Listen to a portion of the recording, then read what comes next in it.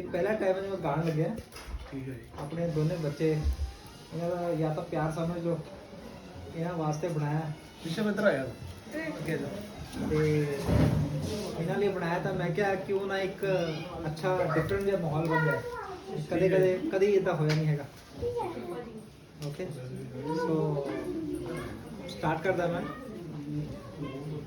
ਤੁਹਾਨੂੰ ਸਾਰਿਆਂ ਨੂੰ ਵਧਾਈਆਂ ਜੀ, ਤੁਹਾਨੂੰ ਸਾਰਿਆਂ ਨੂੰ ਵਧਾਈਆਂ ਜੀ। ਰਿਸ਼ਵ ਤੇ ਸਲੋਨੀ ਦੇ ਵਿਆਹ ਦੀਆਂ ਲੱਖ ਲੱਖ ਵਧਾਈਆਂ ਜੀ।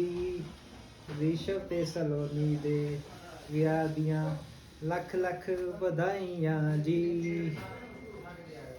ਮੁੰਡਾ ਬੜਾ ਹੀ ਸੋਹਣਾ ਹੈ, ਦੇਖੀ ਰਿਸ਼ਵ ਬੜਾ ਹੀ ਸੋਹਣਾ ਹੈ, ਪਰ ਸਾਡੀ ਸਲੋਨੀ ਵੀ ਲੱਖਾਂ ਵਿੱਚ ਇੱਕੋ ਹੈ, ਪਰ ਸਾਡੀ ਸਲੋਨੀ ਵੀ ਲੱਖਾਂ ਵਿੱਚ ਇੱਕੋ ਹੈ। ਹੁਣ ਸਲੋਨੀ ਰਿਸ਼ਵ ਨੂੰ ਕਹਿੰਦੀ ਹੈ, ਘਰ ਜਾ ਕੇ ਅਸਾਂ ਤਾਂ ਕਰਨੀ ਮਰਜ਼ੀ,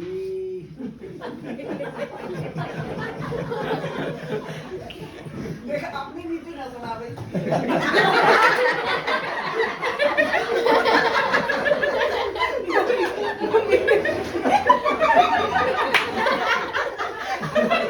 इंस्पिरेशन होती आई है ना।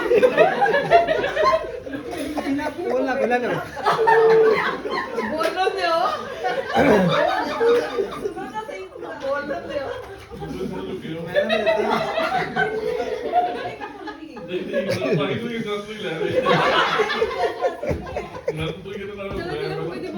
हाँ जी हाँ जी।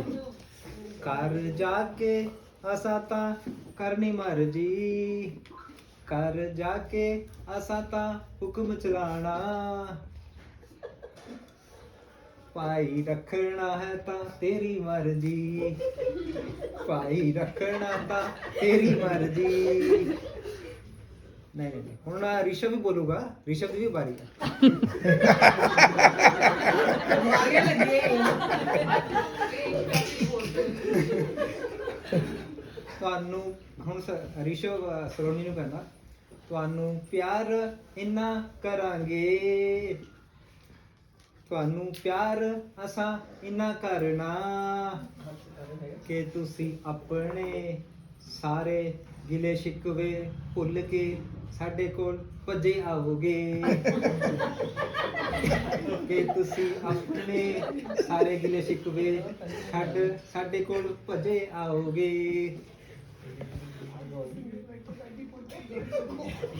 ਹੁਣ ਸਲੋਨੀ ਦੇ ਮੰਮੀ ਪਾਪਾ ਆ ਦੋ ਸਿੰਘੇ ਬੈਠੇ ਆ ਇਹਨੂੰ ਬੜਾਓ। क्या हो गया?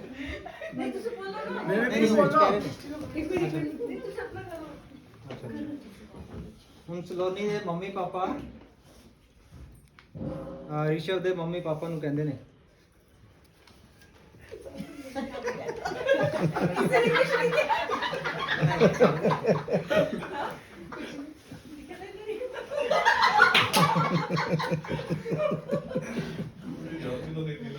ਇਹ ਕਹਿ ਰਹੇ ਨੇ ਸਾਡੀ ਸੋਹਣੀ ਤੇ ਪਿਆਰੀ ਕੁੜੀ ਦਾ ਖਿਆਲ ਰੱਖਣਾ, ਸਾਡੀ ਸੋਹਣੀ ਤੇ ਪਿਆਰੀ ਕੁੜੀ ਦਾ ਖਿਆਲ ਰੱਖਣਾ, ਬੜੇ ਹੀ ਲਾਡਾਂ ਨਾਲ ਪਾਲੀ ਹੈ, ਅਸਾਂ ਇਸ ਨੂੰ ਬੜੇ ਹੀ ਲਾਡਾਂ ਨਾਲ ਪਾਲੀ ਹੈ।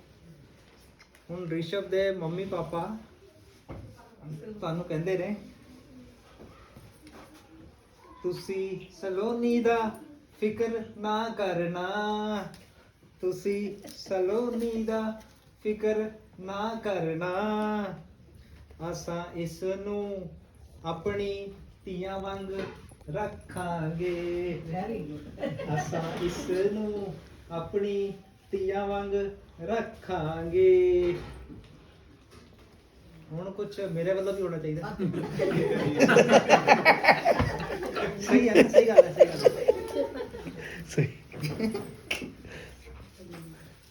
ਤੁਸਾਂ ਅੱਜ ਇੱਕ ਨਵੀਂ ਜ਼ਿੰਦਗੀ ਸ਼ੁਰੂ ਕਰਨੀ, ਤੁਸਾਂ ਅੱਜ ਇੱਕ ਨਵੀਂ ਜ਼ਿੰਦਗੀ ਸ਼ੁਰੂ ਕਰਨੀ, ਪਰ ਇਸ ਫੁੱਫੜ ਤੇ ਭੂਆ ਨੂੰ ਭੁੱਲ ਨਾ ਜਾਣਾ, ਪਰ ਇਸ ਫੁੱਫੜ ਤੇ ਭੂਆ ਨੂੰ ਭੁੱਲ ਨਾ ਜਾਣਾ। ਵਾਹ ਜੀ ਇਹ ਹੈਗਾ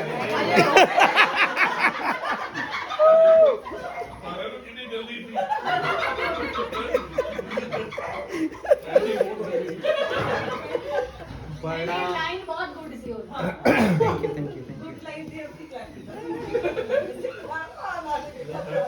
बड़ा खुशियाँ भरिया दिन है, बड़ा खुशियाँ भरिया दिन है, रब ने मिलाइया जोड़ियाँ अज शगना दा दिन है, रब ने मिलाइया जोड़ियाँ अज शगना दा दिन है।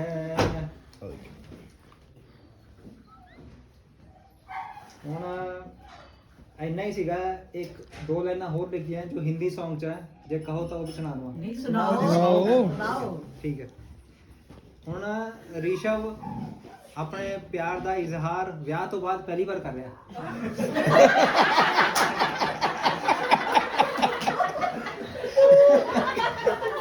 ਪਹਿਲਾਂ ਕੀਤਾ ਹੋਊਗਾ ਪਰ ਆਪਾਂ ਨੂੰ ਨਹੀਂ ਪਤਾ ਸੀਗਾ।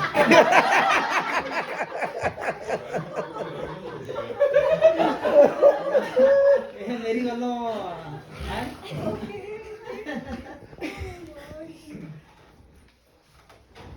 ओ मेरी दिलरुबा तू दिल के करीब है, तेरा प्यार मेरा नसीब है।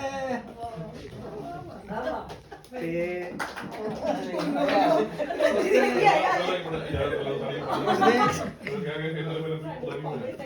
ਉਸਦੇ ਉੱਪਰ ਹੁਣ ਸਲੋਨੀ ਕਹਿੰਦੀ ਆ ਰਿਸ਼ਵ ਨੂੰ, ਸ਼ਾਇਦ ਬਹੁਤ ਗਹਿਰਾਈ ਨਾਲ ਸੋਚਿਆ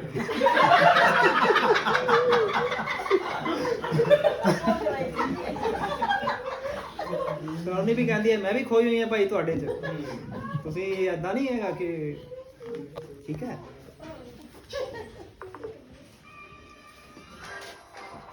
ਕੱਟ ਦਵਾਂਗੇ ਸੌਰੀ ਫॉर द इंटरप्शन ਜ਼ਿਆਦਾ ਹੀ ਬੋਲ sorry sorry for the interruption. ਤੇ ਸਲੋਨੀ ਕਹਿੰਦੀ तेरी नजर का ऐसा है आलम, अपना पता ना अपनी खबर। मतलब सलोनी भी खो गई है। मेरा कहती मेरा पता ही नहीं ना, मेरे कुछ नहीं पता कहती।